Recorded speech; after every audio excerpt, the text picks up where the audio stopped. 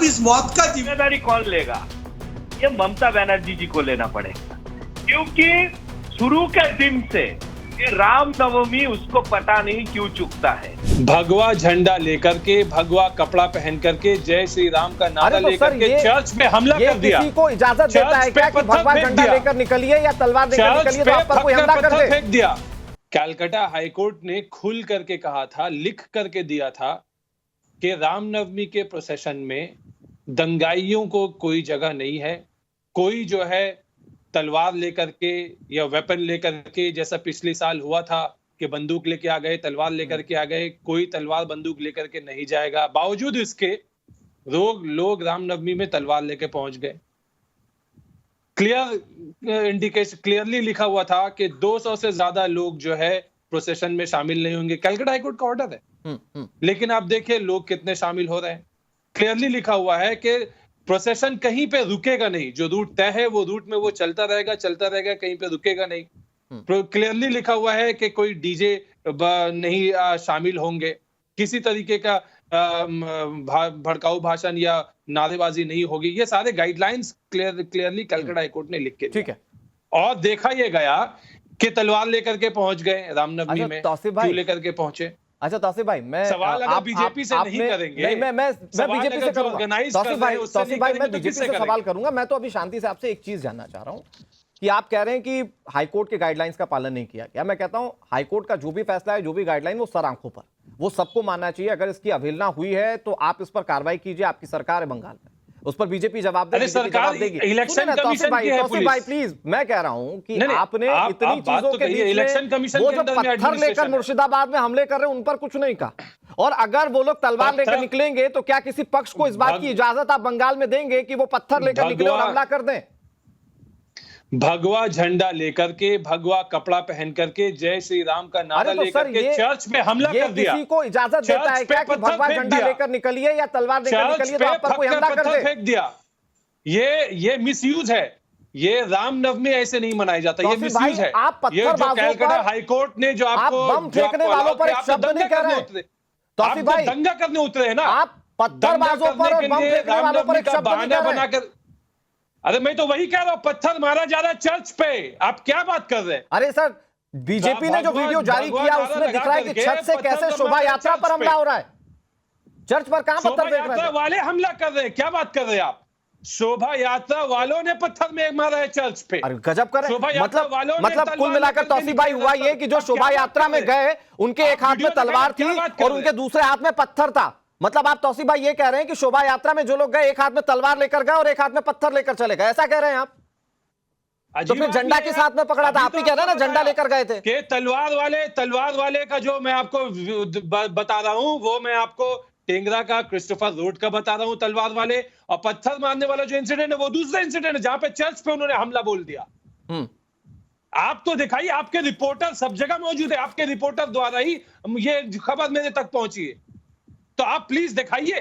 सवाल बीजेपी से नहीं उठेगा। नहीं, मैं इसके बाद मैं एक आखिरी लाइन आपसे पूछता हूं तौसीफ भाई, एक आखिरी लाइन आपसे पूछता हूं, फिर यही सवाल बीजेपी से मैं पूछूंगा। मैं आखिरी लाइन में एक आपसे ये जानना चाहता हूं, तो अगर वो तलवार लेकर निकल गए, अगर उन्होंने भगवा झंडा पकड़ रखा है, अगर उन्होंने रामनवमी का जुलूस निकाला सड़क पर, उन्होंने अगर गाइडलाइंस की अवहेलना कर ही दी, तो किसी को अधिकार है क्या कि पत्थर फेंक देगा या हमले कर देगा या बम फोड़ देगा? ये अधिकार है क्या किसी को? या आप ये कह रहे हैं कि जो लोग शोभा यात्रा में गए थे उन्होंने अपने ऊपर पत्थर बरसा लिए या उन्होंने अपने ऊपर बम फोड़ लिया? आप ये कह रहे हैं? नहीं, आप जानबूझकर अपने दर्शकों को मूर्ख बना रहे हैं। नहीं सर, मूर्ख समझते हैं। आप सवालों से बच रहे हैं और सवालों से बचकर ये समझ रहे हैं कि दर्शक मूर्ख है, लेकिन कोई मूर्ख नहीं है। रामनवमी में जो लोग शामिल हो रहे हैं, जो प्रोसेशन का नाम लेकर के, उन लोगों ने पत्थर फेंका चर्च में। आप वीडियो दिखाइए ना। ठीक है, ठीक है। मैं सौरभ साहब इससे ज्यादा अगर मैं टीएमसी के सपोर्टर जो हमारे साथ राजनीतिक विश्लेषक बैठे हुए, अगर उनको वक्त दूं तो शायद वो किसी और डायरेक्शन में चले जाए। सबसे पहले इस पर क्लियरिफिकेशन दे दीजिए, क्योंकि टीएमसी ये बता रही है कि जो जुलूस में शामिल हुए वो तलवार लेकर गए थे, उनके हाथ में पत्थर था और उन्होंने ही हमला कर दिया, जबकि आप लोग कह रहे हैं कि घायल होने वाले जो जुलूस में लोग शामिल थे वो लोग थे। ये लोग कह रहे हैं कि जो जुलूस में शामिल लोग थे उन्होंने हमला किया। क्या सच्चाई है सर? क्योंकि आपने वीडियो जारी किया, जरा उस पर क्लियरिफिकेशन दीजिए। देखिए, सबसे पहले तो बोलना चाहता हूं कि कल जो घायल हुए थे गंभीर रूप से, उनका आज सुबह मौत हो गया मुर्शिदाबाद के शांतिपुर में। अब इस मौत का जिम्मेदारी कौन लेगा? ये ममता बनर्जी जी को लेना पड़ेगा, क्योंकि शुरू के दिन से ये रामनवमी उसको पता नहीं क्यों चुकता है। जब से रामनवमी यहाँ पे होता आ रहा था, और जैसे वो जब से मुख्यमंत्री बने, ममता दीदी इस रामनवमी के ऊपर उंगली उठाने लग गया। एक मुख्यमंत्री खुद भरी सभा से बोल रहे हैं कि रामनवमी के दिन दंगा हो सकता है। आप चुनाव आयोग का दायरा देते हैं कि चुनाव आयोग के अंडर में अभी पुलिस है। आप राज्य के मुख्यमंत्री है, आपने क्या किया था? अगर आपके पास इंटेल था, अगर आपका आईबी आपको रिपोर्ट किया था, आपने चुनाव आयोग को सतर्क किया था क्या? आपने उसका व्यवस्था लिया था क्या? आप इस राज्य के मुख्यमंत्री हैं, हर एक पश्चिम बंगवासी का सुरक्षा का जिम्मेदारी आपका है। नहीं, लेकिन सौरभ जी वो कह रहे हैं कि आपने जानबूझकर ताकि दंगा हो पाए इसीलिए एक दिन पहले ही डीआईजी को हटा दिया। अभी हाल फिलहाल में मुख्यमंत्री ममता बनर्जी ने ये कहा है आप लोगों को लेकर। देखिए, दंगा के लिए किसको हटाया ये जरूरी नहीं है।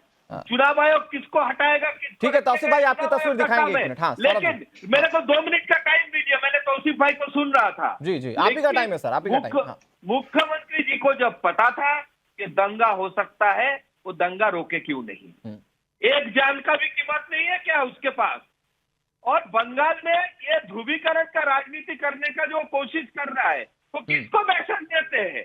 किसको मैसेज देते हैं खड़ा होके कि दंगा हो सकता है? इस दंगा का पूरा जिम्मेदारी कल जो यहाँ पे ये जो भड़काऊ भाषण है इसके लिए हुआ है। और तौसीफ भाई बार बार तलवार और बंदूक के बात करते। तौसीफ भाई, मुहर्रम के तजिया में आप फूल लेके जाते हैं क्या? हम शस्त्र पूजा करते, प्रतीक उसको ले जाते हैं, किसी को मारने के लिए नहीं ले जाते हैं। बंगाल में तो हर एक हिंदुओं का जो धर्म पालन करना होता है, कोर्ट के ऑर्डर के बाद करना होता है। फिर रामनवमी का मिছিল आप बार बार कोर्ट का ऑर्डर सुनवा रहे थे, क्यों कोर्ट से परमिशन लेना पड़ेगा? पुलिस इतना सक्षम क्यों नहीं है कि एक संप्रदाय को प्रोटेक्ट करेगा और दूसरे संप्रदाय को ना कर देगा? लेकिन सौरभ जी एक लाइन में मुझे जवाब दीजिए, क्योंकि यहाँ पर तौसीफ भाई बैठे हुए हैं, वो ये बता रहे हैं कि जो रामनवमी के जुलूस में लोग शामिल हुए, दरअसल हमला उन पर नहीं हुआ, उन्होंने हमला कर दिया दूसरे लोगों के ऊपर। वो तो एक तस्वीर भी दिखा रहे हैं कि उन्होंने कैसे चर्च के ऊपर हमला किया गया। जरा उस पर कुछ क्लेरिफिकेशन दीजिए, क्योंकि आपकी तरफ से वीडियो जारी किया गया, इसलिए मैं चाहता हूं कि आप इस पर स्पष्टीकरण दें। नहीं, एक तो जो चर्च के ऊपर से हमला कर रहे हैं, वहां पे भारतीय जनता पार्टी सपोर्टर लिखा हुआ है क्या उसके माथे पे? और दूसरा है कि जुलूस के ऊपर कहां से हमला हुआ है, इसका वीडियो ऑलरेडी हम लोगों ने पब्लिश किया है। तौसीफ भाई देख लीजिए हमारे साइट पे जाके। और भगवा फट्टी पहन के उन्हीं का लोग इसमें झमेला किया था। पिछले बार ये देखिए रिपीटेशन है, कलकत्ता के पास मोमिनपुर में पिछले बार ऐसे अटैक हुआ था। एनआईए ने जिसको अरेस्ट किया था, सारे टीएमसी का सक्रिय निकला, सारे टीएमसी ठीक है सर, सपोर्टर निकला। ठीक है सर, मैं तौसीफ भाई एक छोटी सी चीज बहुत जल्दी से जान लेता हूं आपसे, फिर उसके बाद अपने दूसरे मेहमानों का रुख करूंगा। तौसीफ भाई, बीजेपी एक और जो आरोप लगा रही है वो बहुत गंभीर है। वो कह रही है कि आपकी पुलिस जब वहां पर व्यवस्था बनाने के लिए थी, आप कह लीजिए कि अभी चुनाव आयोग को सब देखना है, आप कह लीजिए कि अभी ममता सरकार वहां पर एक्टिव नहीं है क्योंकि आचार संहिता लगी हुई है, लेकिन फिर भी जब पश्चिम बंगाल की पुलिस वहां मौजूद थी तो बीजेपी एक बहुत गंभीर आरोप लगा रही है कि आप लोग सिर्फ एक धर्म के लोगों को प्रोटेक्ट करते रहे, रामनवमी के जुलूस वाले लोगों पर आपने आंसू गैस के गोले दागे। देखिए अनुराग जी, ये झूठ है और ये पॉलिटिकल प्रोपेगेंडा है, बीजेपी का प्रोपेगेंडा, जिससे वो चुनाव लड़ना चाहते हैं।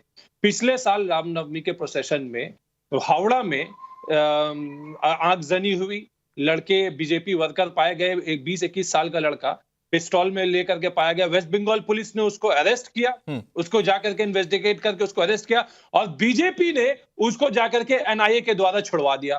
तो बीजेपी सपोर्ट अगर नहीं कर रही दंगाइयों की, तो कौन सपोर्ट कर रहा है मुझे बताइए? ये कह रहे हैं कि भाई हम शस्त्र पूजा करेंगे, इसलिए हम रामनवमी के प्रोसेशन में हम तलवार लेके निकलेंगे। हाईकोर्ट का ऑर्डर जाए भाड़ में, हाईकोर्ट के ऑर्डर का कोई इनके सामने में कोई वैल्यू ही नहीं है। ये तो बैठ करके टीवी में खुद ही इस बात को अलाउ कर रहे। जब हाईकोर्ट ने प्रोसेशन में आपको आपकी बातों से ये भी लगता है ना भाई, अगर हाईकोर्ट के ऑर्डर को नहीं माना तो वो जितने दोषी उतने ही दोषी आप उनको भी मानिए जो पत्थरबाजी कर रहे थे। तो आपकी बातों से ऐसा लग रहा है कि जो वहां पर शोभा यात्रा में चले गए वो तो दोषी है, पत्थरबाजी करने वाले दोषी नहीं है, क्योंकि वो लोग हाथ में झंडा लेकर गए थे या भगवा पहन कर गए थे या तलवार लेकर गए थे। मैं एक बार फिर से आऊंगा सौरभ जी, मैं आपके पास आऊंगा, मैं बहुत जल्दी से, हमारे साथ हिंदू धर्म अच्छा ठीक है सौरभ जी प्लीज कंप्लीट सौरभ जी। ने बोला था, इसी हाईकोर्ट ने बोला था आपके पुलिस से अगर नहीं संभाला जाता है अब सेंट्रल फोर्स का मदद लीजिए। बुलाए थे क्या सेंट्रल फोर्स? स्टेट में इतना सेंट्रल फोर्स मौजूद है, बुलाए थे कि आपका पुलिस से अगर नहीं संभाला जा रहा था सेंट्रल फोर्स को क्यों नहीं बुलाया? इसका जवाब दे दीजिए।